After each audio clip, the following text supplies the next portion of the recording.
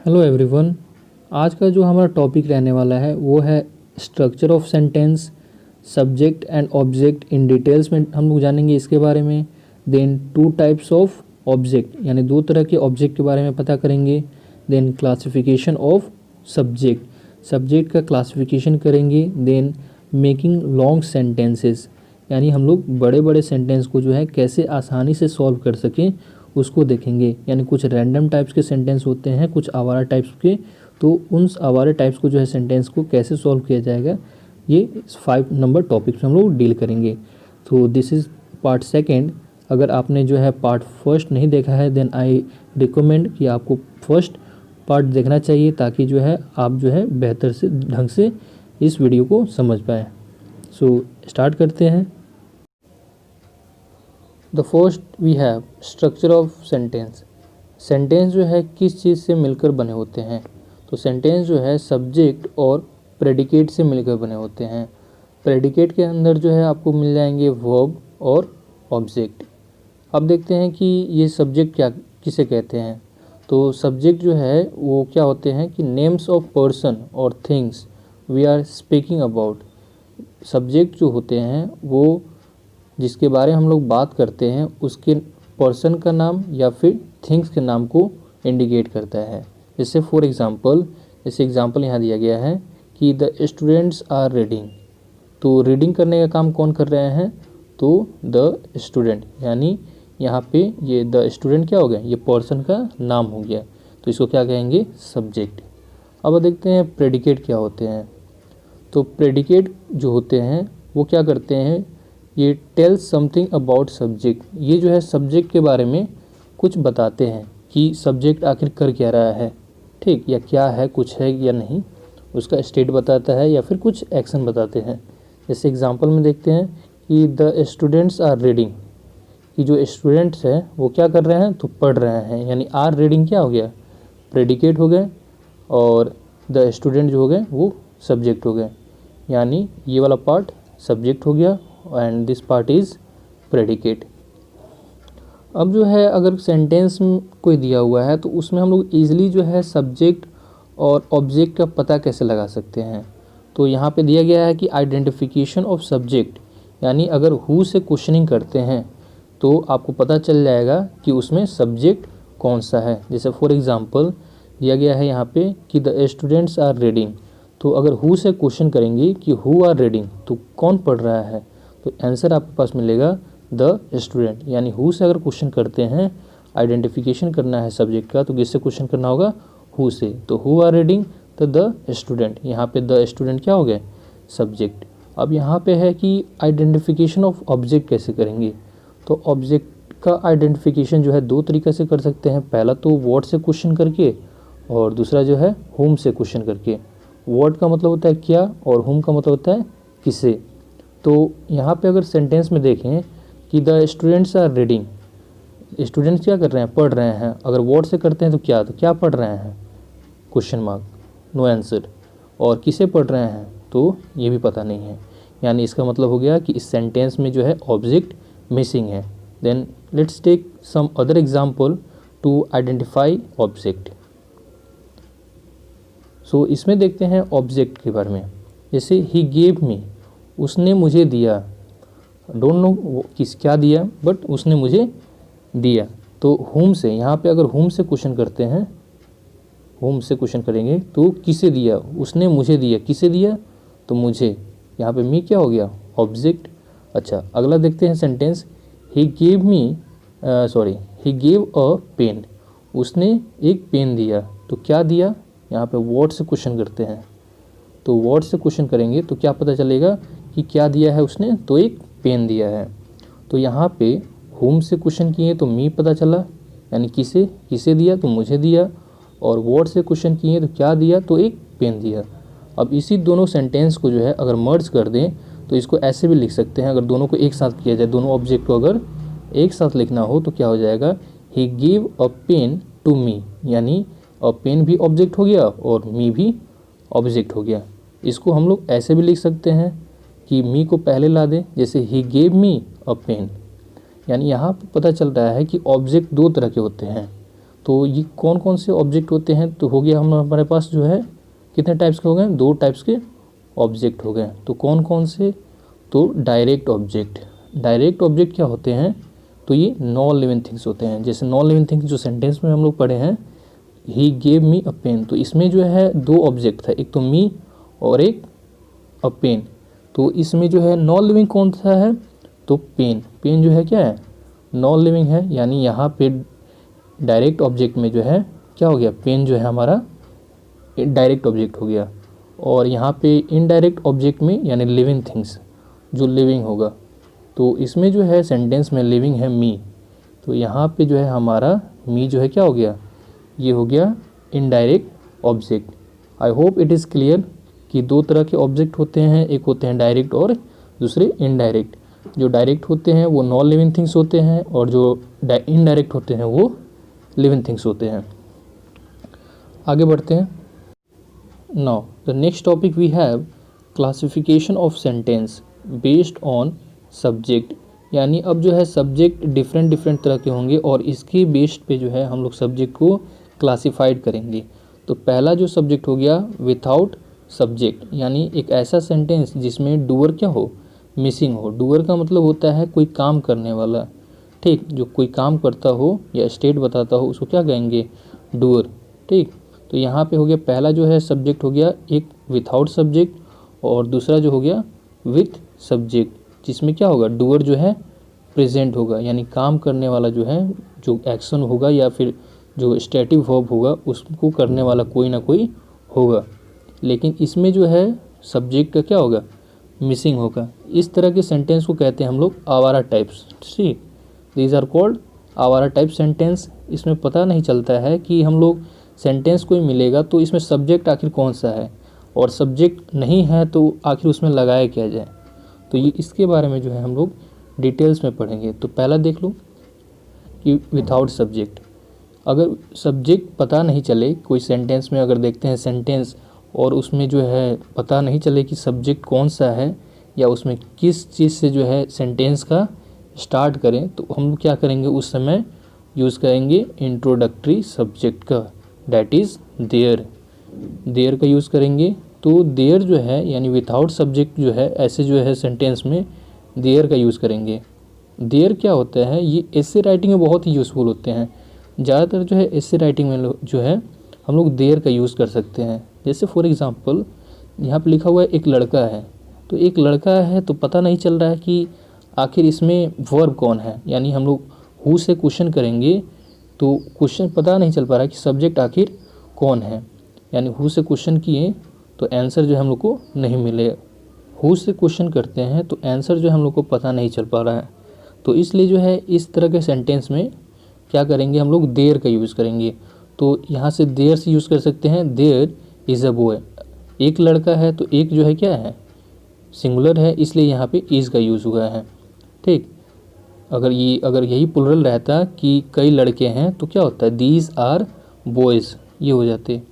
अगला देख लेते हैं एग्जाम्पल, जंगल में एक राजा है। इसमें भी पता नहीं चल रहा है कि अगर हु से क्वेश्चन करते हैं तो सब्जेक्ट का पता नहीं चल पा रहा है कि सब्जेक्ट आखिर इस सेंटेंस में है क्या। तो इस सेंटेंस में क्या करेंगे, फिर से जो है देयर का यूज़ करेंगे।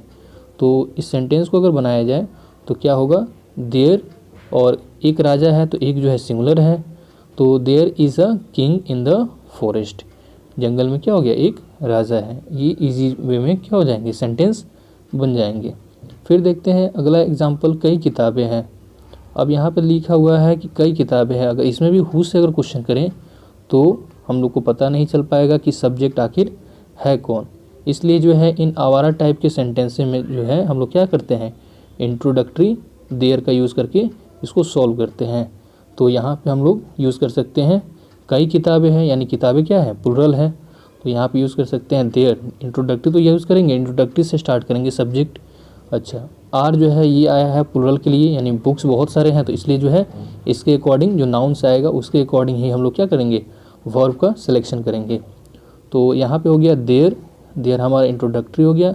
आर जो है इस बुक्स के अकॉर्डिंग आया है, क्योंकि बुक्स जो है प्लुरल है इसलिए जो है आर जो है प्लुरल वर्ब यूज़ करेंगे। तो देयर आर मेनी बुक्स, इसका ये क्या हो गया, सेंटेंस कंप्लीट।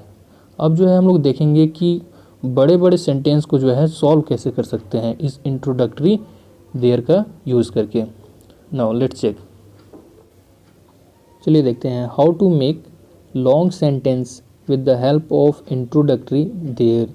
देयर का यूज़ करके जो है बड़े बड़े सेंटेंस जो है उसको सॉल्व कैसे करेंगे, अब इसमें हम लोग ये देखने जा रहे हैं। तो पहला एग्जांपल देखते हैं। पहला सेंटेंस जो है हमारे पास है कि कमरे में कई व्यक्ति हैं। यहाँ पे देखो में जो है क्या है, एक प्रीपोजिशन है। तो जब भी आपको सेंटेंस में कोई प्रीपोजिशन दिखे तो उस सेंटेंस को दो भाग में बांट देना है। कैसे कैसे? तो सेंटेंस का जो है जो राइट वाला पार्ट है यानी प्रीपोजिशन का राइट पार्ट जो है उसको अलग कर लेना है, और उसके बाद जो प्रीपोजिशन के बाद वाला पार्ट है उसको अलग कर लेना है। तो अब करना कैसे है कि सेंटेंस का जो फॉर्मेशन होगा तो प्रीपोजिशन के बाद वाले को पहले हम लोग बनाएंगे, प्रेफरेंस पहले इसको देंगे, यानी पहला इसका हम लोग ट्रांसलेट करेंगे। तो पहला है कई व्यक्ति हैं। तो कई व्यक्ति हैं तो इसमें पता नहीं चल पा रहा है कि यहाँ पे हमारा सब्जेक्ट कौन सा है, यानी सब्जेक्ट जो है यहाँ पे डूअर जो है मिसिंग है। तो जब डूअर मिसिंग होगा तो क्या यूज़ करेंगे, इंट्रोडक्टरी का, इंट्रोडक्टरी देयर का यूज़ करेंगे। तो कई व्यक्ति हैं तो यहाँ पे हो गया देयर आर मेनी पर्सन्स। ठीक, इसका सेंटेंस तो हो गया देयर आर मेनी पर्सन्स। अब जो है यहाँ पे कमरे में, अब इसका बनाना है। तो कमरे में हो गया तो पहले तो इसको प्रेफरेंस देंगे, पहला इसका स्ट्रक्चर बनाएंगे, और उसके बाद हो गया कमरे में का जो है इंग्लिश होता है इन, यानी इन हो गया, और कमरे में द रूम, यानी इसको अगर पूरा क्लियरली कहा जाए तो क्या बोल सकते हैं, there are many persons in the room. Clear. अगला सेंटेंस देखो, दिया हुआ है मेरे घर के सामने एक मंदिर है, यानी के सामने, के सामने क्या है, एक प्रीपोजिशन है, और प्रीपोजिशन के बाद वाला पार्ट को अलग कर देना है, यानी इसको अलग बनाना है, और उसके बाद जो है प्रीपोजिशन के साथ लेकर और जो उसके लेफ्ट में है उसको अलग कर देना है। तो पहले जो है हम लोग बनाएंगे प्रीपोजिशन के बाद वाला यानी राइट वाला पार्ट को, इसको ट्रांसलेट करेंगे। एक मंदिर है तो एक मंदिर में फिर जो है यहाँ पे सब्जेक्ट मिसिंग, डूअर जो है मिसिंग है, इसलिए हम लोग क्या करेंगे, देयर का यूज़ करेंगे। तो यहाँ पे दिया गया है देयर इज़ अ टेम्पल, यानी एक मंदिर है, इसका तो ट्रांसलेट कर दिए देयर इज़ अ टेम्पल। अब यहाँ से पता चलना है कि मेरे घर के सामने, तो इधर से हम लोग यहाँ से ट्रांसलेट ऐसे जाएंगे।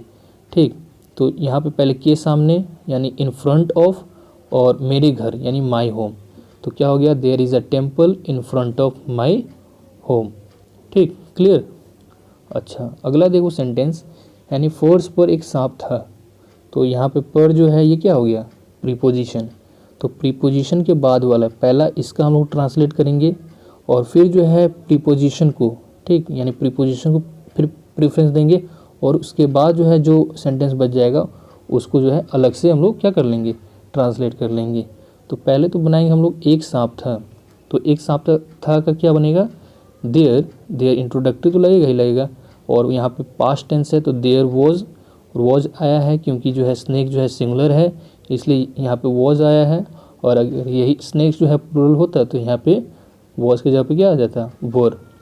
तो यहाँ पे हो गया देयर वॉज अ स्नेक, यहाँ तक तो हम क्लियर बना लिए, एक सांप था तो देयर वॉज अ स्नेक, और पर का हो गया ऑन, हो गया प्रीपोजिशन हम लोग यूज़ कर लिए। तो there was a snake on, first का होता है फ्लोर यानी ऑन द फ्लोर, तो फर्स्ट पे क्या था, एक सांप था। तो हम लोग ऐसे अब जो हम लोग ट्रांसलेट करेंगे, और कुछ सेंटेंसेस देख लेते हैं एग्जांपल, ताकि जो है आप लोग का अंडरस्टैंडिंग क्या हो, बेटर हो सके। अगला सेंटेंस है पुस्तकालय में शांति होगी। यहाँ पे में प्रीपोजिशन पहले चूज़ करना है कि हमारे जो सेंटेंस दिया गया है उसमें प्रीपोजिशन है या नहीं। अगर प्रीपोजिशन दिया हुआ है तो पहले प्रीपोजिशन को क्या करना है, सेलेक्ट करना है, और उसके राइट वाले पोर्शन को पहले ट्रांसलेट करना है, और फिर जो है सेकंड पोजीशन जो है हम लोग को देना है प्रीपोजिशन को, और उसके बाद जो अदर सेंटेंस बच जाएगा उसको जो है हम लोग को ट्रांसलेट करना है। तो पहला तो है शांति होगी, शांति होगी ये फ्यूचर टेंस में है, तो यहाँ पे हम लोग को डूअर मिसिंग लग रहा है, शांति होगी इसमें कोई डूअर नहीं है, तो हम लोग यूज़ करेंगे देयर का। तो फ्यूचर में है तो there will be peace, peace का मतलब होता है शांति, तो देयर विल बी पीस, शांति रहेगी या शांति होगी, इसका तो ट्रांसलेट कर लिए। अब मे का हो गया इन द लाइब्रेरी, पुस्तकालय का होता है लाइब्रेरी। तो यहाँ पे हो गया पूरा सेंटेंस। अगर क्लियर कहा जाए तो क्या हो जाएगा, there will be peace in the library. अगला सेंटेंस देखो कि नदी के किनारे एक लड़का बैठा है। तो यहाँ पे जो है जो हमारा प्रीपोजिशन है वो यहाँ पे कि किनारे है। अंडरलाइन करना भूल गया है, लेकिन इसको जो है आप PDF जब मिलेगा तो आपको इसको अंडरलाइन करके दिया जाएगा। तो यहाँ पे जो प्रीपोजिशन है कि किनारे, तो पहले जो है तो सेंटेंस के किनारे है, प्रीपोजिशन पता चल गया। तो उसके राइट वाले पोर्शन को पहले हम लोग ट्रांसलेट करना है, यानी फर्स्ट प्रेफरेंस इसको देना है, पहला ट्रांसलेट इसको करना है, देन सेकंड जो है इसको, यानी फर्स्ट जो है पहला इसको ट्रांसलेट करो, फिर उसके बाद प्रीपोजिशन, और उसके बाद जो बच जा रहा है उसको बाद में प्रेफरेंस देना है, यानी लास्ट में देना है। तो पहले तो हम लोग को बनाना है एक लड़का बैठा है। तो यहाँ पे हो गया कि there is a boy sitting. ठीक, यहाँ पे हो गया there is a boy sitting, बैठा है। ठीक है, एक लड़का बैठा है। इसका तो सेंटेंस बना लिए। अब कि किनारे, तो ये हो गया ऑन द बैंक। ठीक है, ऑन द बैंक ऑफ, यहाँ तक जो है प्रीपोजिशन का काम कर लिए। और उसके बाद किसके किनारे, तो नदी के। तो यहाँ पे हो गया on the bank of river. Clear. अच्छा, अब जो है कुछ बिना प्रीपोजिशन के सेंटेंस को देख लेते हैं। जैसे बिना प्रीपोजिशन के सेंटेंस यहाँ दिए गए हैं कि कल एक क्रिकेट मैच था। इसमें जो है प्रीपोजिशन नहीं है और डूअर भी मिसिंग है। तो प्रीपोजिशन नहीं है तो आराम से जो है इस सेंटेंस को नॉर्मल जैसे सेंटेंस बनाते हैं वैसे बनाएंगे, लेकिन डूअर मिसिंग है इसलिए हम लोग इसमें यूज़ करेंगे इंट्रोडक्टरी देयर का। तो कल एक मैच था, तो यहाँ पे यूज़ करेंगे देयर, पास्ट में है और सिंगुलर भी है। तो there was a cricket match yesterday, यानी इसका हो गया translate, there was a cricket match yesterday, कल एक क्रिकेट मैच था। अगर इसी को देख लें एक फ्यूचर टेंस में कि कल एक क्रिकेट मैच होगा, तो इसको कैसे बना सकते हैं, तो यहाँ पे इंट्रोडक्टरी यूज़ करेंगे, there will be a cricket match tomorrow. Clear. So इतना सारा जो है हम लोग जो पढ़ें एग्जाम्पल लिए हैं ताकि आपका अंडरस्टैंडिंग क्या हो, इंट्रोडक्टिव देयर का जो है यूज़ कैसे करना है सेंटेंस में, बड़ा बड़ा सेंटेंस कैसे होते हैं, कैसे सॉल्व करना है, प्रीपोजिशन जब दिए रहेंगे सेंटेंस में तो उसको कैसे सॉल्व करना है, ये अप्रोच सीखा। अब जो है कुछ आपको सेंटेंसेस दिए जाते हैं जो आपको इसको सॉल्व करना है खुद से। यानी पहला सेंटेंस जो है, बस के अंदर एक लड़का है, पेड़ पर 2 बंदर हैं, बहुत पानी था, उस देश में 2 शासक थे, वहाँ कुछ खाना मिलेगा, पांडव के 5 पुत्र थे, सैकड़ों पुलिस हैं, जेल में एक अपराधी है। तो ये सब जो है आप लोग को खुद से प्रैक्टिस करना है कि आखिर जो है जो पढ़े हैं उससे ये सेंटेंस बन पा रहा है या नहीं। क्लियर। अब जो है हम लोग आगे देखते हैं कि जो सब्जेक्ट का क्लासिफिकेशन किए थे तो उसका सेकंड पार्ट, यानी सब्जेक्ट का जो है सेकंड पार्ट देखने जा रहे हैं कि विथ सब्जेक्ट हम लोग। Now second is with subject, that means doer जिसमें क्या होगा, प्रेजेंट होगा। हम लोग सब्जेक्ट को जो है 2 कैटेगरीज में बांटे थे। ठीक है, उसके यूजेस पे, एक तो हो गया विथआउट सब्जेक्ट और एक था विथ सब्जेक्ट। तो विथआउट सब्जेक्ट जो हम लोग ने पढ़ लिया। अब जो है विथ सब्जेक्ट देखते हैं, इसमें डूअर क्या होगा, प्रेजेंट होगा। और डूअर जो है प्रेजेंट जो है होते हैं सेंटेंस में, तो इन सेंटेंस को अलग अलग कैटेगराइज किया गया है। तो ये सेंटेंस कौन कौन से होते हैं, तो पहला हो गया असर्टिव सेंटेंस, दूसरा interrogative sentence, then imperative sentence, exclamatory sentence and optative sentence. यानी ये 5 तरह के सेंटेंस होते हैं, इसको कैटेगराइज किया गया है अलग अलग में, जिसमें हम लोग डूअर जो है प्रेजेंट होते हैं। अब इसका डेफिनेशन देख लेते हैं एक एक लाइन में कि आखिर असर्टिव सेंटेंस क्या होते हैं, इंट्रोगेटिव सेंटेंस क्या होते हैं, इम्परेटिव सेंटेंस क्या होते हैं, एक्सक्लामेटरी क्या होते हैं, सो ऑन। तो पहला देख लो कि असर्टिव सेंटेंस आखिर होते क्या हैं। तो असर्टिव सेंटेंस जो है किसको कहेंगे कि इट इज़ अ स्टेटमेंट, एक स्टेटमेंट होता है यानी कथन होता है, जिसको हम लोग क्या कर सकते हैं, असर्टिव सेंटेंस। असर्टिव सेंटेंस को 2 भागों में बांट सकते हैं, पहला हो गया एफर्मेटिव और दूसरा हो गया नेगेटिव। ठीक, एफर्मेटिव क्या होता है, जैसे मतलब मान लो कि उसमें कोई पॉजिटिव सेंस होता है, जैसे कि he is a good boy, ये जो है एफर्मेटिव स्टेटमेंट हो गया। ठीक, इसमें कोई भी जो है पॉजिटिविटी दिखा रहा है ये सेंटेंस। और अगर इसी सेंटेंस को लिखा जाए कि he is not a good boy, यानी उसमें नॉट लग गया, तो नॉट लग गया तो ये नेगेटिव शो कर रहा है, इसलिए इसको क्या कहेंगे, नेगेटिव सेंटेंस। तो जो भी स्टेटमेंट होगा तो पॉजिटिव होगा तो उसको एफर्मेटिव, और स्टेटमेंट अगर नेगेटिव आ जाता है तो उसको कहेंगे नेगेटिव सेंटेंस। क्लियर। अगला देख लेते हैं इंट्रोगेटिव सेंटेंस। इंट्रोगेटिव सेंटेंस में क्या होगा कि इसमें हम लोग कोई क्वेश्चन पूछेंगे, यानी आस्क अ क्वेश्चन, ठीक, जैसे आपने खाना खाया, ठीक, क्या आप पढ़ते हैं, एक्सेट्रा। तो जिसमें हम लोग क्वेश्चन करेंगे उसको क्या कहेंगे, इंट्रोगेटिव सेंटेंस। उसके बाद है इम्परेटिव सेंटेंस। इम्परेटिव सेंटेंस में क्या होगा, जिसमें हम लोग कमांड करते हैं, यानी किसी को ऑर्डर देते हैं, ठीक है, रिक्वेस्ट देते हैं, तो ये सब सारे सेंटेंस जो है इम्परेटिव सेंटेंस के अंदर आ जाते हैं। Then we have exclamatory. Exclamatory sentence में क्या हो जाएगा कि सडन फीलिंग, जैसे अचानक जो है हम लोग कुछ देख लिए तो डर गए, ठीक, सडन फीलिंग हो गया, कुछ अचानक खुशी मिल गया, सरप्राइज हो गए, बहुत सारे खुशी हो गए, ठीक, बहुत ज़्यादा खुश हो गए, तो ये सब क्या हो गए, सडन फीलिंग हो गए। अगला सेंटेंस जो है ऑप्टेटिव सेंटेंस। इस सेंटेंस में क्या होते हैं कि हम किसी को विश कर सकते हैं, यानी बेस्ट विशेस दे सकते हैं, उसको आशीर्वाद दे सकते हैं, उसके लिए प्रेयर कर सकते हैं, उसको कर्स दे सकते हैं, यानी श्राप दे सकते हैं, ठीक। तो ये सब जो हो गया ऑप्टेटिव सेंटेंस के अंदर आ जाते हैं। अब इस पांचों सेंटेंस को समझने के लिए कुछ एग्जाम्पल देखते हैं, ठीक। एग्जाम्पल जो क्या होगा, इससे जो है बेटर क्लियरिटी मिलेगा हम लोग को समझने के लिए कि असर्टिव सेंटेंस क्या हो गया, इंट्रोगेटिव क्या हो गया, इम्परेटिव क्या होते हैं, और एक्सक्लामेटरी एंड ऑप्टेटिव। चलिए देखते हैं एग्जाम्पल्स। तो फर्स्ट एग्जाम्पल है एफर्मेटिव का यहाँ पे, यानी पहला जो है सेंटेंस का ये एग्जाम्पल है पहले पार्ट का, यानी ये दोनों हो गए, ये हमारे किसके, असर्टिव सेंटेंस के हो गए। ये दोनों है 2 नंबर इंट्रोगेटिव सेंटेंस हो गए। ये जो थर्ड हो गया ये हमारा इम्परेटिव सेंटेंस का हो गया। फोर्थ जो हो गया एक्सक्लेमेटरी सेंटेंस, और 5 जो हो गया ये क्या हो गया, ऑप्टेटिव सेंटेंस। तो पहला जो है यहाँ पे दिया गया पहला का एग्जाम्पल, तो राहुल इज़ माई फ्रेंड, ये क्या है, पॉजिटिविटी शो कर रहा है। तो जो सेंटेंस पॉजिटिविटी शो करेगा और एक स्टेटमेंट होगा, सिंपल स्टेटमेंट, उसको एफर्मेटिव सेंटेंस के अंदर रखा जाता है। सेकेंड एग्जाम्पल है कि Rahul is not my friend, इसमें आ गया नॉट, ये जो है नेगेटिविटी शो कर रहा है, एक स्टेटमेंट है, और नॉट जो है क्या कर रहा है, नॉट, नो, ये सब जो अगर आ जाते हैं सेंटेंस में तो ये नेगेटिविटी शो कर रहा है, यानी ये जो है हो गया नेगेटिव सेंटेंस हो गया।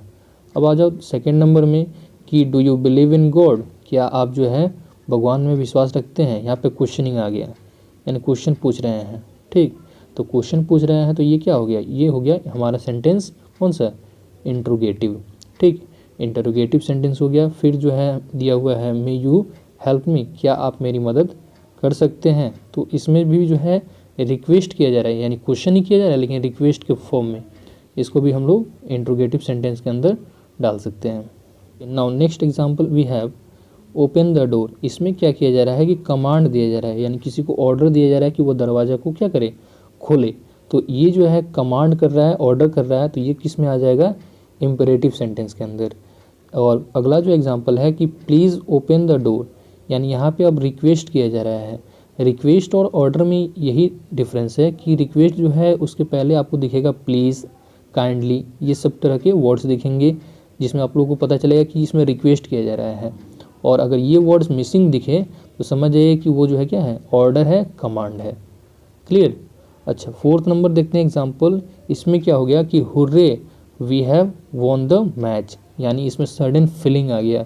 सडन फीलिंग किसका आ गया, खुशी का, यानी जॉय का एक्सप्रेशन आ गया, सडन फीलिंग हो गया। तो सडन फीलिंग जब भी दिखेगा तो उसको हम लोग किसके सेंटेंस के अंदर डालेंगे, वो हो गया एक्सक्लामेटरी सेंटेंस।